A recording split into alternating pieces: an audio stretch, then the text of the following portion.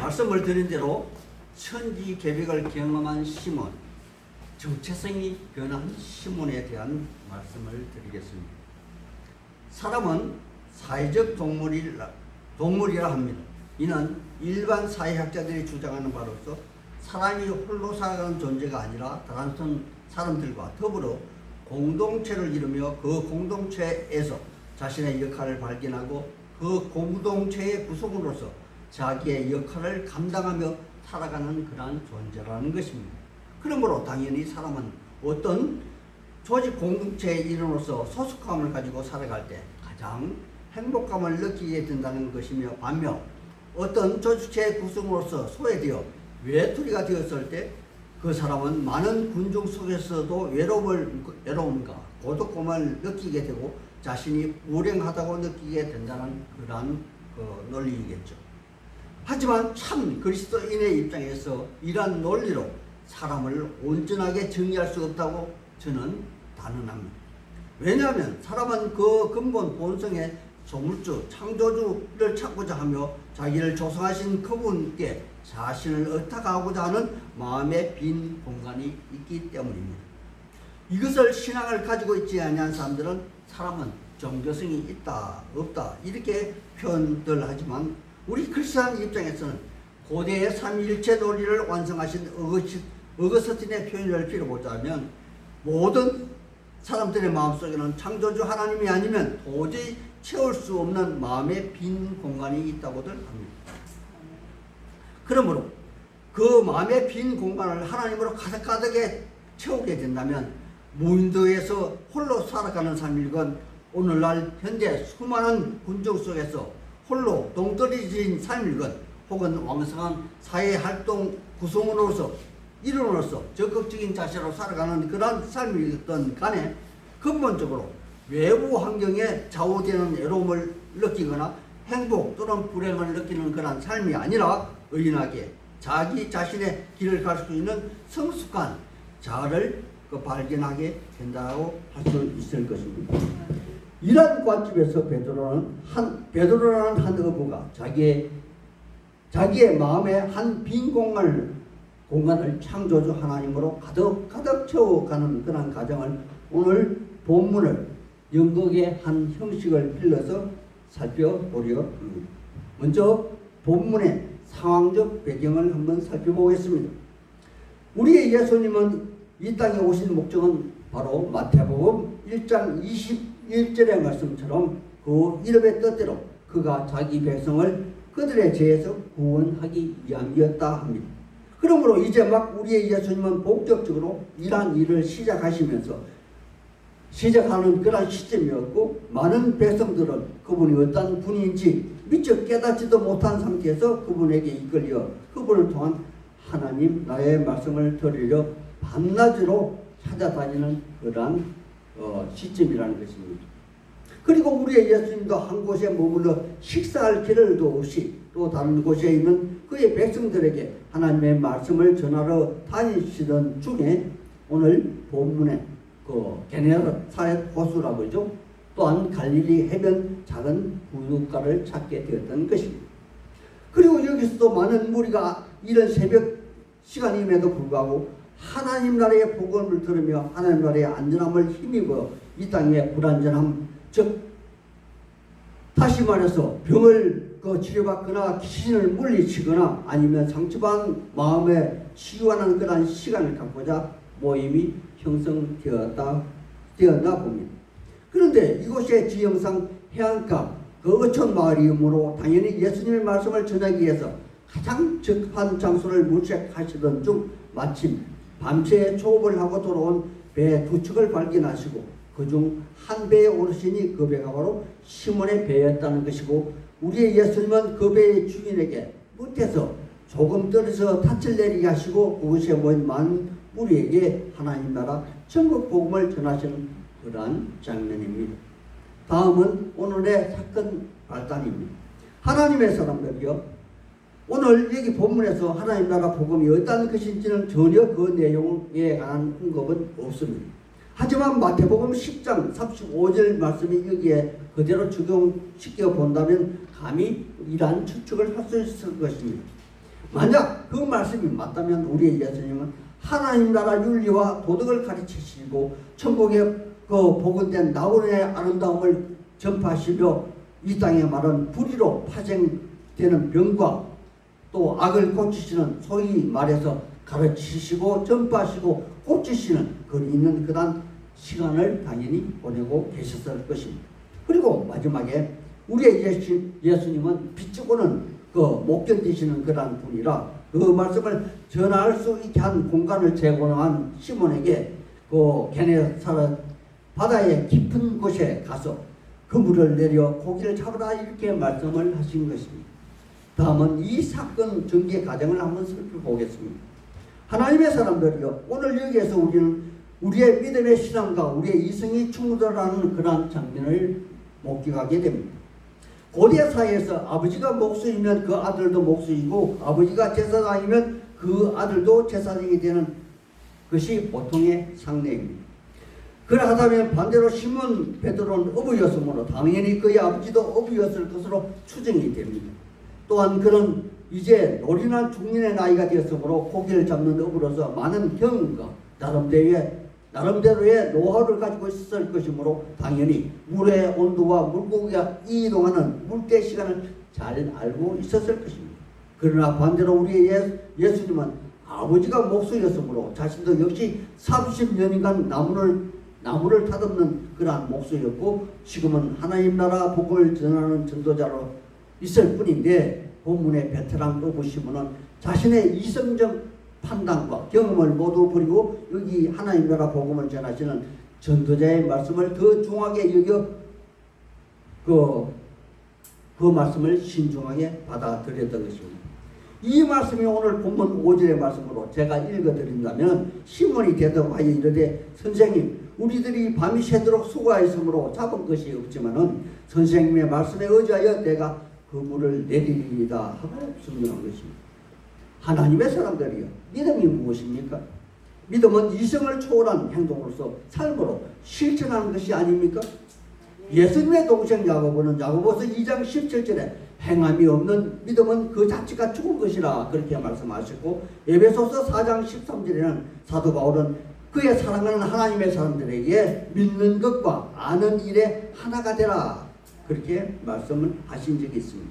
그렇다면 이렇게 시몬 베드로가 자기의 생각을 꺾어버리고 예수님의 근위의 말씀을 따랐다는 것은 그가 이미 예수님의 하나님 나라 복음의 말씀에 순복하는 그러한 자아가 되었다는 그러한 증거이고 자기의 이성을 초월하는 삶의 현실을 그는 맛보았다는 것이겠죠. 물론 그는 오늘 예수님의 말씀을 듣기 전에 누가복음 4장 39절에 이미 자기 집에서 장모가 열병에서 치유받은 사실에 대하여 잘 알고 있었을 것입니다. 그러므로 이제 다른 사람의 삶의 간증이 이제 자기의 믿음의 확신으로 받아들이는 그러한 과정을 시몬 베드로는 자기 자신이 행동으로 옮기고 있는 그러한 현장입니다. 그래서 이 장면을 묘사한 5절 하반절의 말씀을 제가 다시 제 나름대로 의역하여 강조해서 한번 읽어드리겠습니다. 주님의 말씀에 의지하여 나 시몬이 그물을 이미 깨끗하게 정리된 그 청소된 그물을 다시 깊은 데로 가서 그물을 내리리이다. 다음은 오늘 사건의 절정 부분입니다.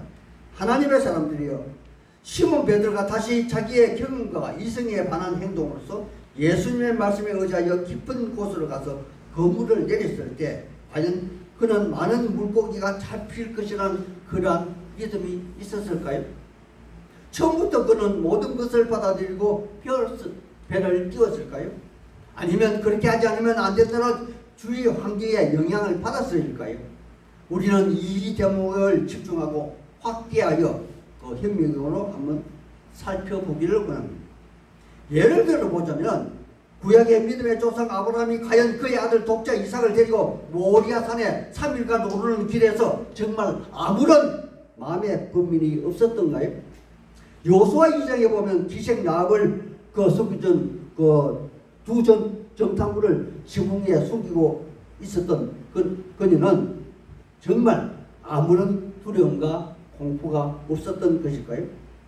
신약의 사도 바울은 빌립보에서 매맞고 감옥에 갇혔을 때 정말 아무런 마음의 번민이 하나도 없이 그냥 노래만 찬송만 불렀을까요? 하나님의 사람들이요, 이런 때를 믿음으로 잘 표현한 말씀이 야고보서 4장에서와 사도행전 14장에 잘 기록되어 있는데 제가 이 부분을 발췌하여 읽어드리겠습니다. 먼저 야고보서 4장 17절에 엘리야는 우리와 같은 성정을 가진 사람이다, 그렇게 기록되어 있고, 사도행전 14장 15절에는 사도 바울이 루스드라에서 남미서부터 걷지 못한 자를 걷게 함으로 사람들이 그 바울 일행에게 다가와 신이라 부르고, 우리도 여러분 부를 때 사도 바울은 그들에게 이렇게 대답합니다. 우리도 여러분과 같은 성정을 가진 사람이다 라고 말입니다.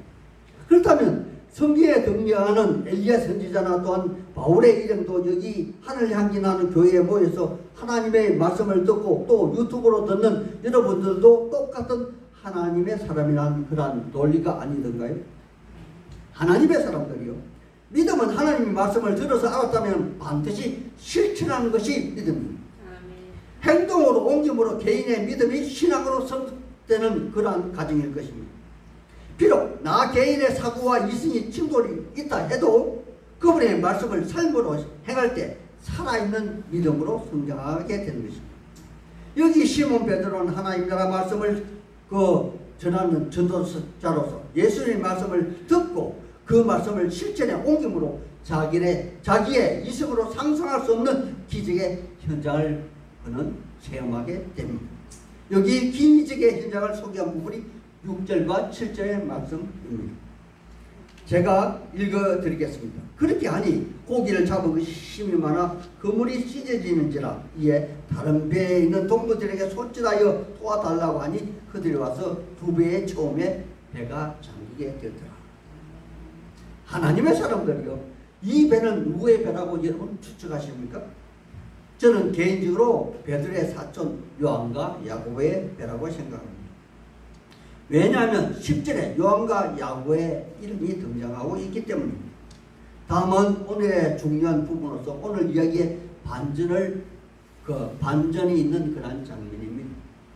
하나님의 사람들이요, 보통 사람들 이런 기적의 장면이 자기에게 행운으로 찾아왔다면 과연 어떠한 표현들을 했을까요?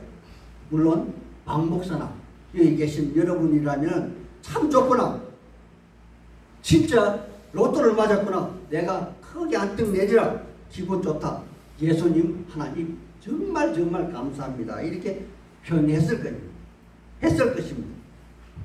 하지만 여기에 등장하는 그 베드로는 달랐습니다. 여기에 커다란 우리가 상상하지 못했던 반전이 있습니다. 여기 계신 하나님의 사람들이요, 본문 시몬 베드로는 우리의 생각과 전혀 다른 행동으로 표현하는 것을 성경 기자는 밝히고 있는 것입니다. 그는 기적의 현장에서 기뻐하며 즐거워하며 탄성을 지르는 것이 아니라 마치 많은 군중 속에서 외로움을 느끼는 불행한 자가 된 것처럼 외톨이가 되어 있는 것입니다. 이것은 마치 19세기 철학자 키에르 케고르가 18세기 절대정신의 역사 철학을 주장하는 해겔의 역사 발전 단계, 즉 정반합의 논리에 반하여 역설의 진리를 이야기하면서 이러한 정반합의 논리는 텅 빈 껍데기에 지나지 않는다, 그렇게 그는 주장했습니다. 그리고 자기 자신을 책에 나열된 글씨 한 줄 사이에 거꾸로 인쇄된 활자로 그렇게 표현하면서 사람이 온 천하를 얻고도 제 목숨을 잃으면 무엇이 유익하리요? 그러므로 나는 이성으로 이해할 수 없는 절대자를 믿는다. 따라서 모든 사람은 자신과 신 앞에서 단독자가 되어야 한다라고 표현을 했습니다. 아마도 베드로 사도 역시 이렇게 표현한 철학자가 명쾌하게 표현한 심리적 상태를 자기도 무릎을 탁 치면서 아마 동조했을 것이라 저는 가히 짐작합니다. 하나님의 사람들이요, 여기 시몬 베드로는 현실의 풍족함인 배 한가득 잡은 물고기를 바라보면서 자기 자신의 무지와 천박함, 저주스러운 재성을 발견하고 주여 나를 떠나소서 나는 죄인이로소이다. 즉 본인의 근본 재성을 떠올렸던 것입니다. 그는 비로소 자기 자신의 나약한 존재라는 것과 자기 자신이 알고 믿어왔던 것이 현재의 자신이 추구한 모든 것이 전부가 아님을 그는 깨닫게 된 것입니다. 바로 자기 자신의 정체성의 변화를 깨달아 알게 되었다는 것이며 유대의 역사 속에서 아니 자기의 삶 속에서 하나님의 존재의 현실성을 직접 경험하고 받아들이게 되는 그런 장면입니다. 하나님의 사람들이요 여기 본문에서 시몬 베드로는 과연 어떤 윤리적이고 도덕적인 죄를 깨달았는지 아니면 자기 자신의 지난날 기억조차 하기 싫은 추억을 상기하게 되었는지 성경에 기록하고 있지 않으므로 우리로서는 그의 고백에 대한 근원적인 죄가 무엇인지조차 상상하기는 어렵습니다. 하지만 본문의 흐름으로 보아 그의 개인적인 윤리적이고 도덕적인 재성을 말하는 것이 아니라 이스라엘 백성으로서 아브라함의 후손으로서 살아계시고 현실 역사 속에서 특히 자신의 삶 속에서 역동적으로 활동하시는 하나님을 믿음으로 받아들이지 못했던 죄를 고백하는 그러한 장면이 아닐까요? 그런 당시 그의 일상의 삶에서 자기 생업에 바빠서 아직 성경의 하나님 성령 속의 메시아 그리스도에 대해서 완벽하게 이해하지 못했을 것이고 예수님 앞에서 회개의 세례를 베푸는 광야에 외치는 소리 세례 요한에 대한 막연한 경외심만 가지고 있었을 것입니다. 그러므로 여기서 예수님이 오시기 전 700년 전 이사야 선지자가 그리고 400년 전 말라기 선지자가 광야에 외친 소리라고 엘리야의 심령을 가진 선지자라 표현한 세례 요한이 자기 뒤에 등장하시는 그리스도에 대하여 평가만 경외심을 갖고 들었을 뿐 실질적인 예수님은 바로 그분이라는 사실을 미처 그는 깨닫지 못했을 것입니다. 그러므로 세례 요한도 아직 그를 직접 경험하지 않았을 때는 전체를 알지 못한 것처럼 여기 시몬 베드로도 진정 예수님을 몰랐다는 것입니다. 그는 나 뒤에 오시는 그분의 신들매도 감당하지 못할 자라 외쳤습니다. 마침내 그분과 대면한 이후에는 요한복음 1장 29절에서 34절에 스스로 감탄하며 감격하여 보라 세상 정의를 지구하는 하나님의 어린 양이라다 그렇게 탄성을 질렀으며 33절에 그가 예수님을 평가함에 있어서는 자기처럼 물세례를 베푸시는 분이 아니라 성령 세례를 불러내시는 분이라 그렇게 말씀하셨고 34절에는 그분이 바로 하나님의 아들이라 증명하시면서 이성을 초월한 믿음으로 완전하지 못한 모습을 못했던 그러한 세례 요한을 우리는 보기도 했습니다. 그렇다면 여기 시몬은 자기 배에서 복음을 전파하시고 자기에게 깊은 곳에 가서 물고기를 잡으라 하신 그분이 바로 하나님 아들 되심을 그는 깨달아 알았을까요? 물론 그가 이 장면에서 그분에 대하여 모든 것을 이해하지 못했을 것이라 감히 짐작합니다. 그렇다 할지라도 그분의 권위 있는 말씀을 통하여 이 땅의 삶이 전부가 아니라 죄가 없어 죽음이 없는 하나님 나라를 실체를 상상하면서 현실의 자신의 무지함과 무능함 그리고 하나님의 완성을 잊지 못한 재성을 발견하는 것이 분명해 보입니다. 다음은 새로운 세계의 삶을 살게 된 시몬의 모습입니다. 하나님의 사람들이요 천지가 개벽하는 삶 아니 정체성이 변화되는 삶 그 체인지 오브 아이덴티티라는 그런 과연 어떤 삶을 말하는 것일까요? 어느 공상과학 영화에 나오는 장면처럼 전혀 다른 세계로 시간대에 세계에 입문할 때 그 시대의 문을 통과하는 웜홀의 게이트를 통과하는 것이 바로 천지개벽일까요? 아니면 조용하게 모든 주위 환경과 사물은 여전히 동일한데 그 사물을 바라보는 사람의 가치관이 바뀌는 것이 천지개벽일까요? 제 경험으로는 후자를 진정 천지개벽이라 그렇게 말하고 싶습니다. 왜냐하면 제 경험으로 비춰봐서 주님과의 인격적인 만남을 통하여 그 가치관이 바뀐 사람은 그 순간부터 전혀 다른 삶을 살아가기 때문일 것입니다. 여기 본문 베드로는 다른 사람들이 바라보는 잡힌 고기를만 바라본 것이 아니라 그 잡힌 물고기를 통하여 자신의 무능함, 살아 역사하시는 하나님, 그리고 무엇보다도 많은 죽어가는 영혼 구령의 사명을 그는 그 현장에서 발견하게 됩니다. 그러므로 그는 어제의 모든 가치 있는 모든 것을 버려두고 이제부터 전혀 새로운 가치관의 삶을 살아가는 그러한 힘찬 행진을 그는 이곳에서 시작하게 됩니다. 이 말씀이 바로 11절에 기록된 말씀으로 그들이 배를 육지에 대고 모든 것을 버려두고 예수를 따르니 라는 그 표현에 다 함축되어 있는 것이라 생각됩니다. 이제 말씀을 마치려 합니다.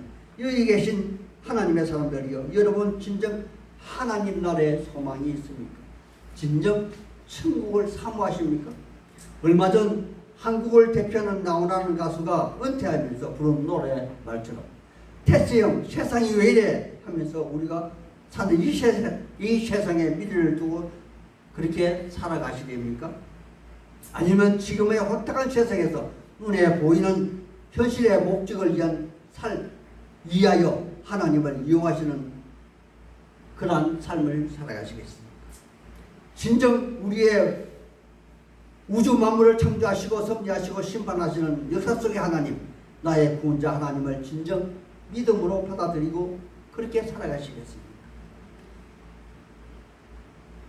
여기 본문에 등장하는 시몬 베드로 일행이 버리고 떠나간 그 모든 것을 우리의 일생일대의 소망으로 살아가는 분은 아마 더 이상 이곳에는 없을 줄 압니다.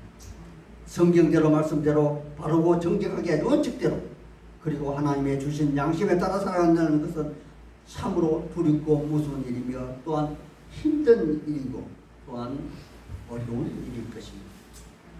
하지만 오늘의 말씀을 통하여 다시 한 번 더 체인지 오브 아이덴티티, 정체성이 변화된 삶, 하나님을 향한 하나님 앞에 코람되고의 신앙, 하나님 면전에서 신앙으로 하나님과 나 자신의 관계를 새롭게 정립하는 그러한 계기가 되기를 오늘 이 시간에 간절히 선언합니다.